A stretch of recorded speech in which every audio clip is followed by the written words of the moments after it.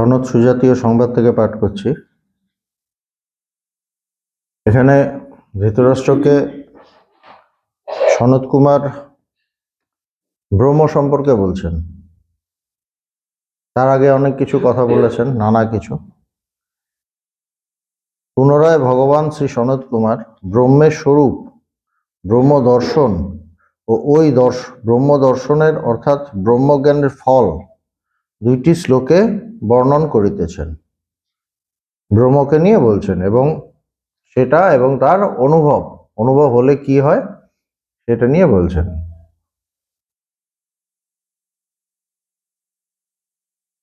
মহাব্রতধারী ব্রহ্মজ্ঞ পুরুষেরা যে ব্রহ্ম উপলব্ধি তাহাদের নির্মল অন্তঃকরণে লাভ করিয়া থাকেন। বলছেন ব্রহ্মজ্ঞ পুরুষ যারা তাকে অনুভব করেছেন, ব্রহ্মকে অনুভব করেছেন। আগের দিন এটা বলা ছিল যে তাকে জিজ্ঞেস করা হয়েছিল যে ব্রহ্ম কেমন দেখতে, কি রং, এইসব নানা কিছু। তখন তিনি বলেছিলেন যে তাকে ওইভাবে দেখা যায় না। তো নির্মল অন্তঃকরণ যদি হয়, মন যদি পরিষ্কার হয়, স্থির হয়, শান্ত হয় এবং আবর্জনা মুক্ত যদি হয়, তখন সেইখানে সেই ব্রাহ্মণের মধ্যে নির্মল অন্তঃকরণে ব্রহ্ম প্রতিভাত হয়ে থাকেন, এইটুকু বলেছিলেন। তো ওইগুলোই আরেকটু বেশি করে ব্যাখ্যা করছেন। বলছেন ব্রহ্মজ্ঞ পুরুষেরা যে ব্রহ্ম উপলব্ধি তাহাদের নির্মল অন্তঃকরণে লাভ করিয়া থাকেন, যে তাদের নির্মল অন্তঃকরণে যে ব্রহ্ম উপলব্ধি হয়। কেননা অন্তঃকরণ যদি পরিষ্কার না হয়, মন যদি ক্লিয়ার না হয়, তাহলে কিন্তু তাকে লাভ করতে পারবো না। মনের মধ্যে যদি নানা রকম চিন্তা ঘোরে, নানা রকম ভাবনা ঘটে, নানা রকম প্যাচ থাকে, জটিলতা থাকে, তখন আর বিষয়ের চিন্তা থাকে, ভোগের চিন্তা থাকে, তখন তাকে অনুভব করা যাবে না। সে যে কোনো ধরনেরই ভোগের চিন্তা হতে পারে। ভোগ মানেই যে শুধু মদ মাংস খাওয়া তা তো নয়, নানা রকম বিষয়ের জাগতিক ব্রহ্ম ছাড়া যা কিছু আছে সেটাই জগৎ। সেই জগতে যার মন থাকবে সে এই ব্রহ্মকে লাভ করতে পারবে না। সেজন্য বলছে নির্মল অন্তঃকরণ বলতে এটা, যে শুধু সেই সত্যকে জানতে চায়, যে এরকম জানতে চায় সে তাকে লাভ করে। তো ব্রহ্মজ্ঞ পুরুষেরা যে ব্রহ্ম উপলব্ধি তাহাদের নির্মল অন্তঃকরণে লাভ করিয়া থাকেন, যে ব্রহ্ম জ্ঞান তাদের হয় সেই ব্রহ্মটা কেমন, বলছে সেই ব্রহ্ম সর্বব্যাপক, সমস্ত কিছুকে ব্যপ্ত করে তিনি আছেন। যা কিছু আছে সমস্ত কিছুকে ছাপিয়ে তিনি আছেন, সর্বব্যাপক। এবার সর্বব্যাপক বলতে আমাদের কাছে, সর্বকিছু বলতে আমাদের কাছে এই বিশ্ব ব্রহ্মাণ্ডের কথা আসে, মনে আসে বিশ্ব ব্রহ্মাণ্ড। কিন্তু ব্রহ্ম তাকেও ছাপিয়ে আছেন, শুধু বিশ্ব ব্রহ্মাণ্ডই না, তাকে তো ব্যপ্ত করে আছেনই, এরপরেও যদি কিছু থাকে সেখানেও তিনি আছেন। তো সেই জন্য বলছেন তাহাকে কেহ অতিক্রম করিতে পারে না, তাকে কেউ ছাপিয়ে যেতে পারে না, তিনি সমস্ত কিছুকে ব্যপ্ত করে আছেন। তিনি অজ্ঞানাদি জগৎ প্রপঞ্চের পরপারে বিরাজমান, অর্থাৎ অজ্ঞানাদি বিনির্মুক্ত। এই যে জগৎ প্রপঞ্চ এবং এই অজ্ঞান, এই জগৎ প্রপঞ্চ কি থেকে দেখি আমরা? জগৎ প্রপঞ্চ আমাদের কাছে কিভাবে আসে? অজ্ঞানের জন্য। অজ্ঞান যখন থাকে তখন আমি জগৎ দেখি, অজ্ঞান যখন থাকে না তখন জগৎ দেখি না। বলছে তার অজ্ঞানের পারে তিনি আছেন, পরপারে, অর্থাৎ অজ্ঞানাদি বিনির্মুক্ত, মানে সেখানে অজ্ঞান নেই, বিনির্মুক্ত, মুক্ত হয়ে গেছে অজ্ঞান ছাড়া। প্রলয়কালে এই ব্রহ্মেই এই জগৎ প্রবিষ্ট বিলীন হয়ে যায়। যখন প্রলয় হয়, এই যে বিশ্ব ব্রহ্মাণ্ডে যখন প্রলয় হয়, এটা তো একটা জন্ম আছে, তার কিছুদিন চলা আছে, তারপর তার প্রলয় আছে। কিসে আছে? মায়াতে আছে, আসলে ব্রহ্ম নেই। কেন? একটা প্রশ্ন উঠতে পারে, ব্রহ্ম জানলে তো আমি জগৎ দেখবো না, তাহলে আবার জগতের প্রলয় কিসে? বলছে মায়াতে এই জগৎ, মায়া থাকলে এই জগৎ দেখা যায়। সুতরাং সেটা যখন বিলীন হয়, কোথায় হয়? সে ব্রহ্মেই হয়, কেননা ব্রহ্ম বিলীন হয় না। ব্রহ্ম অজ্ঞানে দেখা যায় না, জ্ঞানে দেখা যায়।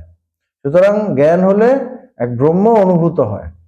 সেখানে কি হয়? এই যে জগৎ প্রপঞ্চ যা কিছু এতদিন ধরে দেখছিলাম সেটা বিলীন হয়ে যায়। কেন আমরা কি দেখি ইয়েতে, যে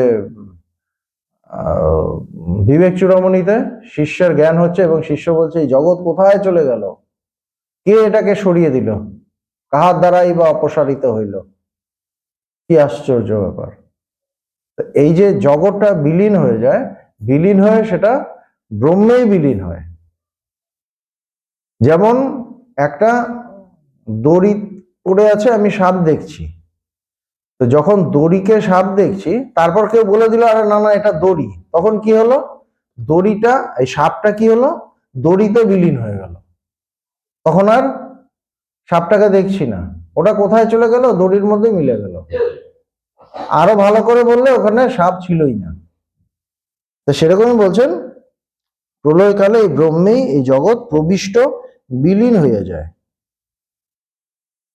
তিনি ক্ষুদ্র হইতেও ক্ষুদ্রতম, আবার বৃহৎকায় পর্বতাদি হইতেও বৃহৎ। বলছে যে তিনি ক্ষুদ্র থেকেও ক্ষুদ্র। এবার ক্ষুদ্র বৃহৎ এগুলো সবই আমাদের কল্পনা, সবই আমাদের অজ্ঞানেই এগুলো দেখি। কোনটা ছোট কোনটা বড় এগুলো তো অজ্ঞানেই, এটা তো জগতের মধ্যে পড়ে। তো যদি জগৎ যখন দেখছি তখন ব্রহ্মকে কিভাবে বোঝানো যাবে? আমি যখন জগৎ দেখছি, আমাকে যদি বলে পুরো জগৎ মিথ্যা, আমি তো বুঝতে পারবো না। তখন বলে না ব্রহ্ম একটা জিনিস আছে, সেটা কি একদম ছোট থেকেও ছোট, এর থেকে ছোট কিছু হয় না। কেননা ছোট বড় তখন আমাদের আইডিয়াটা থাকে, এটা এই একদম এরকম ধরতে পারছি না, খুব ছোট, ওটা খুব ছোট, তখন বলা হয় যে ওটা আরো ছোট। আবার বৃহৎ থেকেও বৃহৎ, যে যত বড় আছে, যত বড় কি বিশ্ব ব্রহ্মাণ্ড, এই ইউনিভার্স, এটা সব থেকে বড়। বলছে এর থেকেও বড়, তার একটা ধারণা দেওয়া হচ্ছে, বুদ্ধিতে একটা ধারণা দেওয়া হচ্ছে। তার মানে ব্রহ্ম ছোট থেকেও ছোট, বৃহৎ থেকেও বৃহৎ। তার মানে কি বোঝা যাচ্ছে? সবকিছুর মধ্যে ব্রহ্ম আছে। ছোট থেকে ছোট যদি হয়, সমস্ত কিছুর মধ্যে ব্রহ্মই মিশে আছে। আর বৃহৎ থেকে বৃহৎ মানে সমস্ত কিছুকে ছাপিয়ে সে আছে। এরা বুদ্ধিতে ধারণা করলো, কিন্তু তখনও কিন্তু আমি বুদ্ধিতে ধরলাম, ধারণা করলাম, তখনও বুঝিনি। এবার গুরু থেকে শুনতে শুনতে যখন আমার ঠিক ঠিক ব্যাকুলতা আসবে, বৈরাগ্য আসবে এবং ভেতরটা পরিষ্কার হবে, শুদ্ধ অন্তঃকরণ বলছে, নির্মল অন্তঃকরণ, তখন শুনতে শুনতে আমি জ্ঞানের জায়গায় পৌঁছাবো। তখন পরিষ্কার হবে যেগুলো শুনেছিলাম, তখন মনে হবে যে আরে জগৎ তো নেই, তাহলে মানে অনুর থেকে অনু, রেণু, মানে যে এসব কথা বলে অনুরণিয়ান মহত মহিয়ান, মহান থেকে আরো মহান, এসব বলে কেন? এগুলো বলে কেন? বলার কোনো দরকার নেই, কিন্তু যতক্ষণ না আমার অনুভব হচ্ছে তার আগে বলতে হবে। কেননা তখন আমার কাছে ছোটর কনসেপ্ট আছে, বড়র কনসেপ্ট আছে, জগতের কনসেপ্ট আছে। সুতরাং জগতের মতো করে বোঝাতে হবে, যদি না বোঝায় আমি বুঝতে পারবো না, তাই না? আমাকে তো ধারণাটা দিতে হবে ব্রহ্ম কি, ধারণা দিতে গিয়ে এরকম বলে। যেমন বাচ্চাদের যখন অজগর আসছে তেরে, আমটি আমি খাবো পেরে, মানে আমের ধারণা তার আছে, অজগরের বা একটা সাপের ধারণা তার আছে, ওগুলো নিয়ে তার মনটা চিন্তা করে, এই আম আছে, এই আছে। তো তখন তাকে ওইভাবে বলা হচ্ছে অ শেখার জন্য। কবিতা দিয়ে, আপেল দিয়ে, আম দিয়ে, এই দিয়ে, অজগর দিয়ে তাকে বোঝানো হচ্ছে যে আসল কি উদ্দেশ্য হলো কবিতা শেখানো। যেই শিখে গেল অ, তখন আমও থাকে না, অজগরও থাকে না, ঈগলও থাকে না, তাই না, ইঁদুরও থাকে না, কিছুই থাকে না। তখন ওই এ মানে অ, আ, হ্রস্বই দীর্ঘই এগুলোই থাকে, বাকিগুলো চলে যায়। সেরকম ভাবেই আমাদের যখন এই ব্রহ্ম নিয়ে বোঝাচ্ছে, তখন আমরা যেটা বুঝি সেইটাকে ধরে ঋষিমুনিরা আমাদের বোঝান, সেইটাকে ধরেই বোঝান। ওটা ছাড়া যদি বোঝান আমি ধরতেই পারবো না, ওটাকে ধরে ধরে বোঝান। যেই বুঝে যাই তখন দেখি যে না এগুলো তো নেই, তখন এমনি ওটা খসে পড়ে। তাই সে এইখানে বলছে যে প্রলয়কালে ব্রহ্মেই জগৎ প্রবিষ্ট বিলীন হয়ে যায়। এবার বিলীন হতে আমরা ভাববো যে সত্যি সত্যি ওইটা এরকম গিয়ে মিশে গেল কোথাও। ব্রহ্ম একটা আলাদা জিনিস, জগৎটা একটা আলাদা জিনিস, জগৎটা গিয়ে ওখানে ডুবে গেল বা মিশে গেল। যেমন সূর্যের মানে যেমন যখন পুজো হয় তখন প্রতিমাটা আমরা নিয়ে গঙ্গায় ভাসিয়ে দিই, গঙ্গার মধ্যে ওটা ডুবে যায়, বিলীন হয়ে যায়।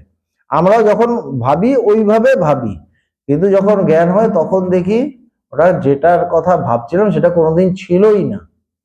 কিন্তু সেটা যদি প্রথমেই বলে এই জগৎ নেই, তখন আমি ওর কথা ধরবই না, তখন আমি ওকে বিশ্বাসও করব না।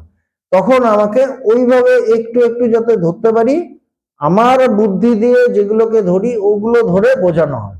সেই জন্য বলছেন তিনি ছোট থেকেও ছোট, ক্ষুদ্র থেকেও ক্ষুদ্র, বৃহৎ থেকে আরো বৃহৎ, সেইভাবে বলা হচ্ছে।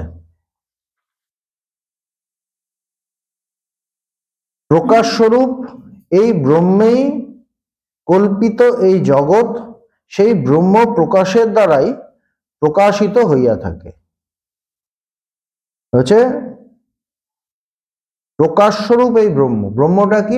ব্রহ্মটাকে বলছে জ্ঞান স্বরূপ। জ্ঞান স্বরূপ, যেমন এই যে লাইটটা জ্বলছে আলো স্বরূপ, তাই না?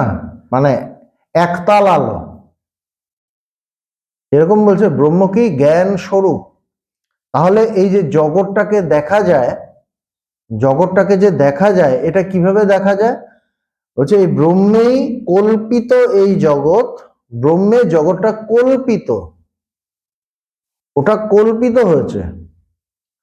এই জগৎ সেই ব্রহ্ম প্রকাশের দ্বারাই প্রকাশিত হইয়া থাকে। যেহেতু ব্রহ্ম প্রকাশিত, সেখানে যখন কল্পনা করছি সেটাও প্রকাশিত হয়ে যাচ্ছে। যেমন এই লাইটটাতে আমি যদি কিছু অন্য কিছু একটা কল্পনা করি, সেটাও দেখা যাবে ঝকঝক করে জ্বলছে। যেহেতু ব্রহ্ম জ্ঞান স্বরূপ, ব্রহ্মে আমি যেটাই কল্পনা করব সেটাও জ্ঞান, মানে সেটাও মনে হবে যে প্রকাশ, তার মধ্যে জ্ঞান আছে। সেজন্য জগতে আমরা জ্ঞান দেখি, জগৎটাকে আমরা সত্য বলে দেখি, তাই না? জগতে আমি আনন্দ খুঁজে পাই। কেন পাই? ওই জগৎটা ব্রহ্মে কল্পনা করা হয়েছে তো, আর ব্রহ্ম তো সত্য জ্ঞান আনন্দ স্বরূপ, সত্য স্বরূপ জ্ঞান স্বরূপ আনন্দ স্বরূপ। সুতরাং ওইটা জগতেও আমি খুঁজি, কিন্তু যখন ভালো করে দেখতে যাই, এর যখন জগতের পেছনে ছুটে আমি ওইটাকে ওইগুলোকে মানে পেতে চাই, তখন দেখি আর নেই। তখনই মহাপুরুষের কাছে যাই, মহাপুরুষ তখন আস্তে আস্তে করে বেদান্ত আমাদের বোঝান এবং দেখান যে আসল সত্য জ্ঞান আনন্দ অনন্ত এগুলো সব ব্রহ্মেই আছে। এটা ব্রহ্ম এই স্বরূপ। জগৎটা, এটা জগৎটা তুমি যেটা কল্পনা করেছো ওটা একটা মিথ্যা কল্পনা, ওখানে এগুলো কিছুই নেই। তখন তখন আমাদের এই শুনতে শুনতে আমাদের জ্ঞান হয়, তখন বুঝি যে তারা যা বলেছেন তাই সত্য। এই জন্য বলছেন এই ব্রহ্মেই কল্পিত এই জগৎ ব্রহ্ম প্রকাশের দ্বারাই প্রকাশিত হইয়া থাকে। ব্রহ্মের প্রকাশেই এই জগৎ প্রকাশিত। তস্য ভাষা সর্বমিদম বিভাতি, এটা কোথায় আছে? কঠোপনিষদ, গীতাতেও বোধহয় আছে। তার প্রকাশে জগৎ প্রকাশিত, সমস্ত কিছু প্রকাশিত তার প্রকাশে। येन सूर्यस्तपसि तेजस সিদ্ধ, মহানারায়ণ উপনিষদ। যাহার তেজ দ্বারা প্রদীপ্ত হইয়াই সূর্য তাপ প্রদান করিতে থাকেন। যাহার তেজ দ্বারা প্রদীপ্ত হইয়া সূর্য তাপ প্রদান করিতে থাকেন। সূর্য তো নিজেই তেজ স্বরূপ, সূর্য নিজেই আলো স্বরূপ তেজ স্বরূপ, কিন্তু কি বলছেন? সূর্য যার তেজের দ্বারা প্রকাশিত হয়ে তাপ প্রদান, যার তেজের দ্বারা সূর্য তেজ প্রদান করেন। তার মানে সূর্য তেজ স্বরূপ নয়, তিনিই তেজ স্বরূপ। তার তেজে সূর্যের মধ্যে সেই তেজ দেখা যায়। যেমন চাঁদের কোনো আলো নেই, সূর্যের আলোয় ওটা আলোকিত হয়, তাই তো? চাঁদটাকে আমি আলোকিত দেখি, চাঁদও আমাদের আলো দিচ্ছে, কিন্তু ওটা আসলে সূর্যের আলো। সেরকম সূর্যের আসলে কোনো আলো নেই, তার আলোতে আলোকিত হয়। যাহার তেজ দ্বারা প্রদীপ্ত হইয়াই সূর্য তাপ প্রদান করিতে থাকেন। ব্রহ্ম প্রকাশেই সর্ববস্তু প্রকাশিত হয় বলা হইয়াছে। ব্রহ্ম হইতে ভিন্ন আর প্রকাশ কিছুই নাই। যাহা কিছু প্রকাশ তাহা ব্রহ্মেরই প্রকাশ। অবিদ্যা যোগে ব্রহ্মই প্রকাশ আকারে প্রকাশ পাইতেছে। যা কিছু প্রকাশ এটা ব্রহ্মেরই প্রকাশ। জগতে কোনো প্রকাশ নেই, জগৎটা তার আলোয় আলোকিত। যেহেতু তার উপর আমি তাকে কল্পনা করেছি, ব্রহ্মের উপরই কল্পনা করেছি, সেই জন্য তার আলোকেই আলোকিত। বোঝা যাচ্ছে কথাগুলো?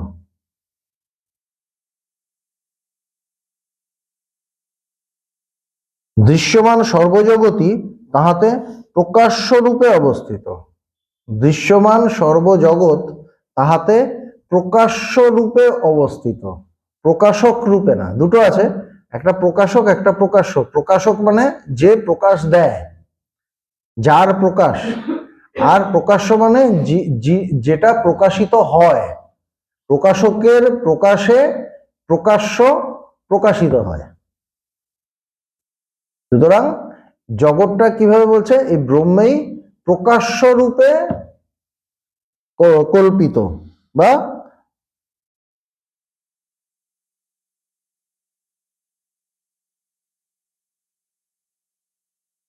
ব্রহ্ম হইতে ভিন্ন আর প্রকাশ কিছু নাই। যাহা কিছু প্রকাশ তাহা ব্রহ্মেরই প্রকাশ। অবিদ্যাযোগে ব্রহ্মই প্রকাশ্যকারে প্রকাশ পাইতেছেন। জ্ঞান যোগাভ্যাস দ্বারাই জ্ঞানীগণ সেই ব্রহ্মকে উপলব্ধি করিয়া থাকেন। জ্ঞান যোগাভ্যাস দ্বারা বলছে, জ্ঞান যোগ, আমাদের তো 4টে যোগ আছে, কর্মযোগ, জ্ঞান যোগ, রাজযোগ, ভক্তি যোগ, এগুলো আছে। বলছে জ্ঞান যোগের অভ্যাস দ্বারাই জ্ঞানীগণ ব্রহ্মকে অনুভব করেন, সেই ব্রহ্মকে উপলব্ধি করিয়া থাকেন। রজ্জুতে কল্পিত সর্পের ন্যায় সেই ব্রহ্মেই এই জগৎ প্রতিষ্ঠিত হইয়া রহিয়াছে। রজ্জুতে কল্পিত সর্পের ন্যায় ব্রহ্মে এই জগৎ প্রতিষ্ঠিত হয়ে আছে। এটা একটা কল্পনা, জগৎটা একটা কল্পনা ছাড়া কিছুই না। এটাই আমাদের কাছে ভীষণ সত্য। কল্পনা কেন, যেই গিয়ে ঘুমিয়ে পড়বো জগৎ কোথায় উধাও হয়ে যাবে। যতক্ষণ আমি জেগে আছি ততক্ষণ আমার কাছে জগৎ আছে। জেগে আছি মানে কি, আমার মনটা যখন অ্যাক্টিভ আছে তখন আমার কাছে জগৎ। মনটা যখন অ্যাক্টিভ নেই আমার কাছে জগৎ নেই। যখন ঘুমিয়ে পড়ি আমার মন অ্যাক্টিভ থাকে না, তখন আমার কাছে জগৎ নেই। তার মানে জগৎ থেকে বড় সত্যকে আমার মন। আমার মন জেগে উঠলে তখন জগৎ, মন ঘুমিয়ে পড়লে তখন জগৎ নেই। তার মানে মনটা আরো বড় সত্য। তার মানে কি, প্রতি মুহূর্তে আমরা জগতের জন্ম দিচ্ছি, সৃষ্টি স্থিতি পালন করছি, তাই তো? সৃষ্টি স্থিতি বিনাশ করছি, প্রতি মুহূর্তে জগতে জন্ম দিচ্ছি, তারপর যে ঘুমিয়ে পড়ছি জগতের বিনাশ হয়ে যাচ্ছে। আমার মধ্যে প্রতি মুহূর্তে সৃষ্টি হচ্ছে আবার বিনাশ হচ্ছে। এখানে কিন্তু জগৎ সৃষ্টি হচ্ছে, এখানেই বিনাশ হচ্ছে, এখানেই লীন হচ্ছে, আমার মধ্যেই হচ্ছে। এক একটা বৃত্তি উঠছে, এক এক রকম জগতের প্রকাশ হয়ে যাচ্ছে। এক একটা বৃত্তি হচ্ছে জগতের প্রকাশ হচ্ছে, সেই বৃত্তি হচ্ছে সেই জগৎ আবার বিলীন হয়ে যাচ্ছে। এইভাবে প্রতি মুহূর্তে খেলা চলছে। কিন্তু ভগবান বলছেন, মানে পবিত্রানন্দ যে ভগবানকে লিখছেন না, যে একের পর এক বৃত্তি উঠিতেছে, তাই না? একের পর এক জগৎ তৈরি হচ্ছে, প্রতি মুহূর্তে হচ্ছে, প্রতি মুহূর্তে উঠছে। সেই জ্ঞান সমুদ্রে এক একটা তরঙ্গ উঠছে, এক একটা জগৎ দেখা যাচ্ছে। জ্ঞান যোগাভ্যাস দ্বারাই জ্ঞানীগণ সেই ব্রহ্মকে উপলব্ধি করিয়া থাকে। রজ্জুতে কল্পিত সর্পের ন্যায় সেই ব্রহ্মেই এই জগৎ প্রতিষ্ঠিত হইয়া রহিয়াছে। দৃশ্যমান জগৎ ও সচ্চিদানন্দ স্বরূপ জীবের জীবত্ব, এই সবই অজ্ঞানমূলক।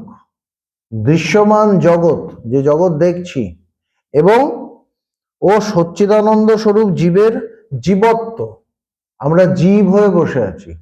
আমি নিজেকে সচ্চিত আনন্দ স্বরূপ বলে জানতে পারছি না, আমি নিজেকে ব্রহ্ম বলে বুঝতে পারছি না, আমি নিজেকে জীব বলে ভাবছি। এই যে জীবত্ব এবং এই যে জগৎ, জীব যে জগৎটাকে দেখে, এই যে জগৎ, এই সবই অজ্ঞানমূলক, অজ্ঞান থেকে। এই জগৎটা আমার কাছে যত সুন্দরই হোক না কেন, যত সুন্দরই হোক না কেন, এটা অজ্ঞান থেকে এসেছে। আলোক যেমন অন্ধকারের বিরোধী, তদ্রূপ একমাত্র জ্ঞানই অজ্ঞান বিরোধী। এই যে অজ্ঞান থেকে এসছে, এইটার বিরোধী কি? আলো যেমন অন্ধকারের বিরোধী। অন্ধকারের বিরোধী কি? আলো। কিভাবে বুঝলেন? আলো এলে অন্ধকার চলে যায়, তাই না? যেমন কেউ থাকে না, একজন আরেকজনকে দেখতে পারে না, যে ও এলো ও চলে গেল, তাই না? পাড়ায় ধরুন না একজন আছে, হ্যাঁ, উনি আছে, মিঠুদি গেল, গিয়ে দেখলো ও আছে, টুক করে ঘরে চলে গেল। হয়তো ইনভাইট করেছিল, খাবো না, আমি নিজে সেদ্ধ ভাত খেয়ে নেবো। ব্যাপারটা অনেকটা ওরকম। তা আলো এবং অন্ধকার মানে একজন আরেকজনের বিরোধী, সেরকম আলো অন্ধকার বিরোধী। অজ্ঞানের বিরোধী কি? জ্ঞান। অজ্ঞানের বিরোধী কি? অজ্ঞানকে কাটায়। তাহলে অজ্ঞানকে কাটাবে কে? জ্ঞান। অজ্ঞানকে অন্য কিছু কাটাতে পারবে না। কিন্তু প্রবলেমটা কোথায় হচ্ছে? আমার অজ্ঞানের জন্য। এই যে জগতের এত কিছু কষ্ট পাচ্ছি, মানে দুঃখ পাচ্ছি, যন্ত্রণা পাচ্ছি, কিসের জন্য? জগৎ থেকে। এইবার জগৎটাকে ঠিক করা যাবে? কোনো গ্যারান্টি নেই তো। কেন? আমার অজ্ঞানে কল্পিত তো এই জগৎ, সেখান থেকে প্রবলেম হচ্ছে। তো যে জায়গা থেকে কল্পিত, ওই জায়গায় যদি আমি ঠিক করে নিই, কল্পনাটাই যদি উড়িয়ে দেই, তাহলে তো আমার সব সলিউশন হয়ে গেল। না হলে সলিউশন মানে খুঁজতে থাকো একের পর এক। তো বলছে আলোক যেমন অন্ধকারের বিরোধী, তদ্রূপ একমাত্র জ্ঞানই অজ্ঞান বিরোধী। একমাত্র জ্ঞানই অজ্ঞান বিরোধী, আর কিছু অজ্ঞান বিরোধী নয়। অন্য কর্ম বা উপাসনাদি নহে। কথাগুলো বুঝতে হবে। কর্ম কিন্তু অজ্ঞান বিরোধী নয়। তার মানে আমি ভালো, আমি খুব কর্ম করব, নানা রকম কর্ম, ভালো কর্ম, এই কর্ম, হ্যাঁ, করে অজ্ঞানকে তাড়িয়ে দেব, হবে না। কেন হবে না? কেন? ওটা অজ্ঞান বিরোধী নয়। কর্মটা অজ্ঞান বিরোধী নয়। অজ্ঞান বিরোধী শুধু জ্ঞান। জ্ঞানের চর্চায়, জ্ঞানের প্রকাশে অজ্ঞান চলে যায়, অন্য কোনো ভাবে অজ্ঞান যাবে না। কর্ম বা উপাসনাদি নয়। ইভেন উপাসনা করা, আমি খুব উপাসক, এই পুজো করছি, ওই পুজো করছি, নানা রকম পুজো করছি, নানা ভাবে পুজো করছি, আমার অজ্ঞান চলে যাবে? বলছে না। কোন উপাসনা যে না নারায়ণ পুজো করলে উপাসনা মানে আমার অজ্ঞানতা চলে যাবে, আমি ব্রহ্মজ্ঞানে প্রতিষ্ঠা, না, এটা কোথাও বলা নেই। বলছে অন্য কর্ম বা উপাসনাদি অজ্ঞান বিরোধী নয়। কর্ম বা উপাসনাদি কিন্তু মানুষ করে। কেন করে? কিসের দরকার ওটা? বলছে যে কর্ম বা উপাসনা চিত্তশুদ্ধি সম্পাদন দ্বারা জ্ঞানের সহায়ক হইয়া থাকে মাত্র। বলছে ওটা করলে, কর্ম উপাসনা, ভালো কর্ম করলাম, সৎ কর্ম করলাম, তাতে কি হলো? আমার ভেতরটা চিত্তশুদ্ধি হলো। চিত্তশুদ্ধি হয়ে আমার মনটা জ্ঞান লাভের, যাতে আমি জ্ঞান লাভ করতে পারি তার জন্য একটু প্রস্তুত হলো, এর বেশি কিছু না। জ্ঞান লাভ করতে হলে অজ্ঞান নাশ করতে হবে, এবং নাশটা সেই জ্ঞানের দ্বারাই হবে, উপাসনার দ্বারা বা কর্মের দ্বারা হবে না। কর্ম সাক্ষাৎ অজ্ঞান বিরোধী নহে বলিয়াই, বলছে সাক্ষাৎ ভাবে অজ্ঞান বিরোধী নয়। এই জন্যই কি বলছেন? একমাত্র জ্ঞান যোগাভ্যাস দ্বারাই, অর্থাৎ জ্ঞান যোগাভ্যাস উৎপন্ন অখণ্ডাকারা ব্রহ্মাকারা বৃত্তিরূপ জ্ঞান দ্বারাই ব্রহ্ম উপলব্ধি হয়, এরূপ বলা হইল। বলছে জ্ঞানের চর্চা যখন করব, মানে গুরু থেকে শ্রবণ মনন নিদিধ্যাসন, গুরু মানে ব্রহ্মজ্ঞ গুরু থেকে যখন শুনলাম, শুনে ওটা নিয়ে আমি ভাবছি, গভীরভাবে ভাবতে ভাবতে ভাবতে ভাবতে এক সময় এত গভীর হলো, মানে ওটা 24 ঘন্টা হওয়া শুরু করলো, হতে হতে এক সময় আমার এই যে গুরু থেকে শুনেছিলাম সেটা মাথার মধ্যে এলো, সেটা স্মৃতিপথে এলো। গুরু বলেছিলেন তুমিই সেই ব্রহ্ম। যেই স্মৃতিপথে এলো, ওই যে কথাটা, ওই উপদেশটা আমার ভেতরে এসে, আর মনটা তখন পরিষ্কার, শুধু আমার জানার ইচ্ছে, আর কোনো জগতের বাসনা, কোনো অন্য কোনো কিছুর বাসনা নেই। ওই যে গুরুর কথাটা এলো, উপদেশটা এলো, ওইটাই অজ্ঞানটাকে নাশ করে দিল। অজ্ঞানটা যেটা ছিল, আমি জীব, জীবত্ব খসলো, তখনই নাশ হলো, অজ্ঞান নাশ। বলছে যে জ্ঞান যোগ অভ্যাস উৎপন্ন, এই জ্ঞান যোগের অভ্যাস করতে করতে কি উৎপন্ন হলো? অখণ্ডাকারা অর্থাৎ ব্রহ্মাকারা বৃত্তি, একটা বৃত্তি উৎপন্ন হলো। সেই বৃত্তিটা কি বলছে? অখণ্ডাকারা, অখণ্ড, ওটা ওটা খণ্ডিত করা যায় না, কেন? ওই বৃত্তিটা উঠে আবার নেমে যাবে না, মানে ওটা খণ্ডন হবে না ওটা, কেন? ওটাকে ব্রহ্মকে বিষয় করে উঠেছে। কেন উঠেছে? উঠেছে এই জন্য, অজ্ঞান নামক আরেকটা বৃত্তি আছে, ওইটাকে কাটার জন্য এইটা উঠে ওটাকে কেটে দিল। যেমন মহিষাসুর প্রচন্ড ডিস্টার্ব করছে, সবাইকে ধ্বংস করে দিচ্ছে, ইয়েদের বের করে দিল, স্বর্গরাজ্য থেকে বিতাড়িত করলো দেবতাদের। দেবতারা তখন গিয়ে শিব, ব্রহ্মা, বিষ্ণু, মহেশ্বর সবাইকে বললেন।